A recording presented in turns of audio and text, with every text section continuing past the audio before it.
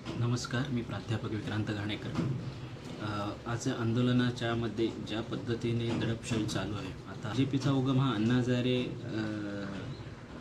सरांच्याच आंदोलनातून झालेला आहे. निवडून आले जंतर मंतर, केजरीवाल, किरण बेदी, मॅडम केजरीवाल, अरविंद केजरीवाल, त्यानंतर अण्णा हजारे सर, ह्या सगळ्या लोकांच्याच उपोषणानंतरच BJPला निवडणूक जिंकता आली. आणि आता पुन्हा अण्णा हजारे सर बसलेत आंदोलनाला. आता मोदी सरकारचे धाबे पूर्ण दणाडले. हा अहंकार आहे. तुम्ही चर्चा केली असेल, विषय कुठच्या कुठे संपला असता. इव्हन 20 तारखेला सुद्धा चर्चा आली तरी थांबलं असतं. तर ही आग घराघरात पोचली आणि ह्यातून सरकारचा खरा चेहरा बाहेर येतो. आणि आता या आंदोलनाने एक वेगळ्या स्वरूपाचं वळण घेतलं आहे. ते आता ते नीट परीक्षेपुरती मर्यादित नाही राहिलं, तर सरकार ज्या ज्या पद्धतीने दडपशाही करते, ज्या पद्धतीने लोकांचे अधिकार, हक्क यांना दाबण्याचा प्रयत्न करते, ते सगळे लोक तिथे, असे किती विषय तिथे उघडकीस आले. आता तर रोहन इब्राहिमसारखा मुलगा, त्याची आई आली होती, 1 वर्ष त्याच्याविरुद्ध FIR नाही नोंदवली गेली. आणि टेक महिंद्रामध्ये तो कामाला होता. त्याने काय केलं, एका ड्रग्स कार्टेलमध्ये अडकलेले त्याचे ऑफिसर्स, त्याचे त्याच्या कलिग्स जे त्याच्यावरती होते, त्यांचं तो निषेध करत होता आणि 1 वर्ष तो फ्रस्ट्रेशनमध्ये होता. शेवटी त्याने सुसाईड केली, हे त्यांनी सांगितलं. आत्ता मगाशी आलेल्या माहितीला राज साहेबांनी आणि उद्धव ठाकरे सरांनी सांगितलं की, आत्ताच एक व्हिडिओ समोर आला, पत्रकार परिषद बघितली. I don't know where is it from, but एक पोलीस त्यांनी त्या मुलांना सांगितलं, तुमच्या खिशामध्ये आम्ही पुड्या ठेवू आणि तुम्हाला अडकवू. हे काय गलिच्छ. त्याबद्दल आता काँग्रेसच्या यांनी पत्र दिलेलं आहे DGंना. हे इतक्या खालच्या थराचं घाणेरडं राजकारण आणि ह्या पद्धतीने पोलिसांना आलेला माज. ही पोलीस म्हणजे सरकारी यंत्रणेचे गुलाम झाल्यासारखे वागत आहेत. त्यांना अमरत्व आलं आहे, सरकारी जॉब भेटला म्हणजे. असं नाही आहे. तुम्हाला पण मुळे आहे, तुम्हाला पण फॅमिली आहे. एकदा जॉब संपला की संपलं. पैसे घेऊन तुम्ही काय करणार आहात? तर ह्या पद्धतीने जर पोलीस वागत असतील तर त्यांनी स्वतःला प्रश्न विचारला, आपण या भारताचेच नागरिक आहात. देशसेवेने प्रेरित होऊन तुम्ही पोलीस यंत्रणा आणि ह्या सुरक्षा यंत्रणा तुम्ही या लोकांसाठीच तुम्ही अपॉइंट झालेले आहेत किंवा त्यामध्ये एक सेवा बनवली गेली. तुम्ही त्या लोकांनाच हे करताय आणि त्या नेत्यांना आणि जे सरकारमध्ये त्यांना प्रोटेक्शन, म्हणजे आम्ही पैसे दिले, आम्हाला मारा आणि त्यांना जपा. हा जो म्हणजे साधारण बुद्धी आहे, तुम्ही ती वापरा. कोणत्याही क्षेत्रामध्ये कुठेही असाल, पिऊन असाल, साफसफाई, काही करत असाल, प्रत्येक काम मोठं आहे आणि प्रत्येकावर अवलंबून आहे. सगळेच लोक लागणार आहेत, पण त्यांनी त्यांची मर्यादा, सद्विवेक बुद्धी, विवेक जो म्हणतात, तो तुम्ही वापरला पाहिजे. ही तुमची मुलं असती तर तुम्ही त्यांना दांड्याने मारले असतात. आज हा काही निर्दयी लोक आहेत, त्यांना मन नसतं.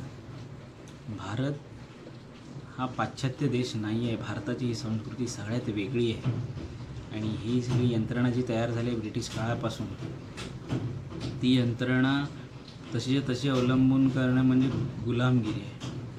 तुम्ही स्वतःला ओळखा की आम्ही भारतातले नागरिक कशा पद्धतीने राहायला पाहिजे. ही पोलीस यंत्रणेवर आम्ही अवलंबून आहोत. आज कोणत्याही गोष्टीची सुरक्षा असतील तर आम्ही पोलिसांवर अवलंबून आहोत. पोलीसकडे गेलो तर पोलीस आम्हाला न्याय देतील. न्यायालयात जायच्या आधी पोलीस आमचा न्याय करतात. पण ते पोलीसच आता न्यायाधीश झाल्यासारखे वागतात.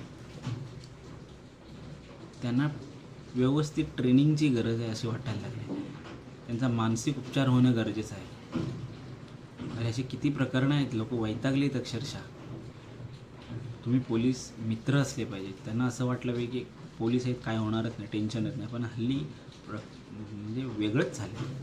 लोकांना जर असंतोष निर्माण झाला तर तुम्ही चौराचौरीचं आंदोलन तुम्ही ऐकलं आहे इतिहासातलं. पोलीस चौकी जाळल्या होत्या असंतोषामध्ये. जालियनवाला बाग हत्याकांडानंतर काय झालं तसं आता होणार नाही.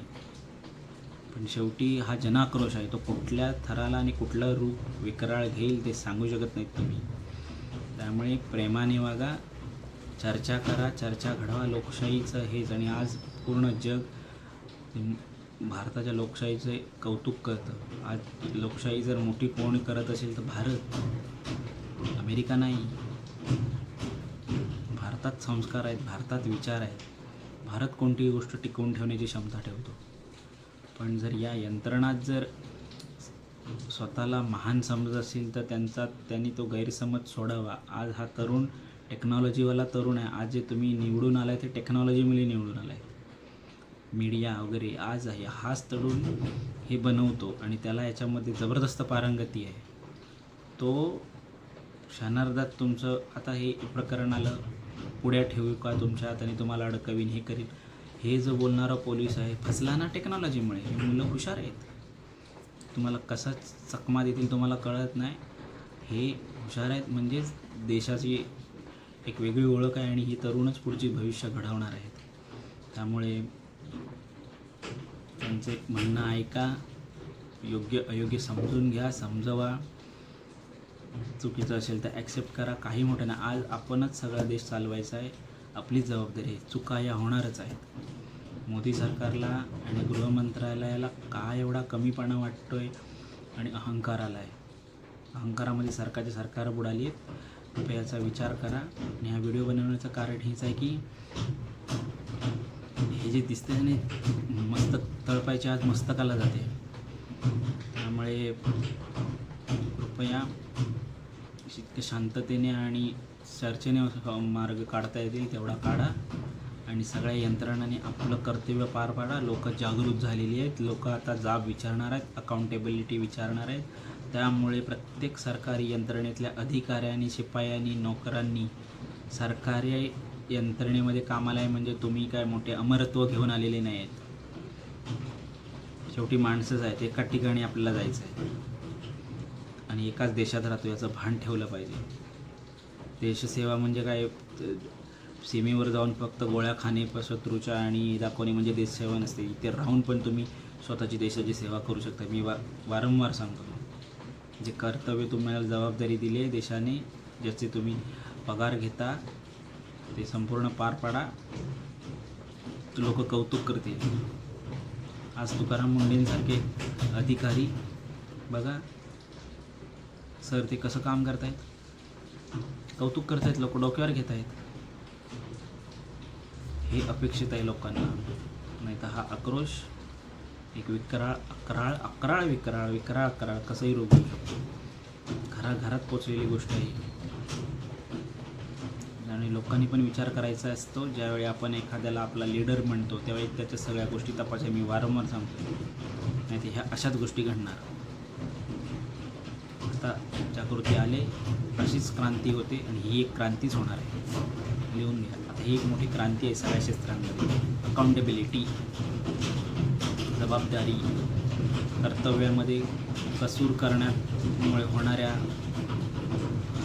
प्रॉब्लेम्स, सगळ्यांनी याकडे लक्ष द्या. मी सांगतो त्या गोष्टी आवडल्या तर लाईक करा, लोकांपर्यंत पोचवा. अजून काही विषय माझ्या डोक्यामध्ये असतात की मी एक विषयच आणला होता की ह्या मुलांनी एक वकिली चालू ठेवायला होती, पण त्यांनी ते आत्ता गेलं. हायकोर्टाने त्याची दखल घेतली. आता पोलिसांचे धाबे आणले. कालच न्यूज आली आहे.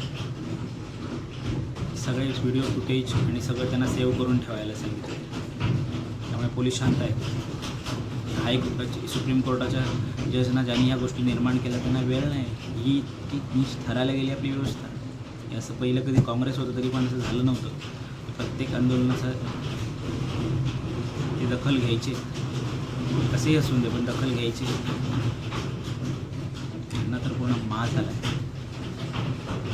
भरपूर आंदोलनं होत आहेत पण याची कोण दखलच घेत नाही. आणि मोठी क्रांती होणार आहे आणि ती व्हायलाच हवी. सुधारणा.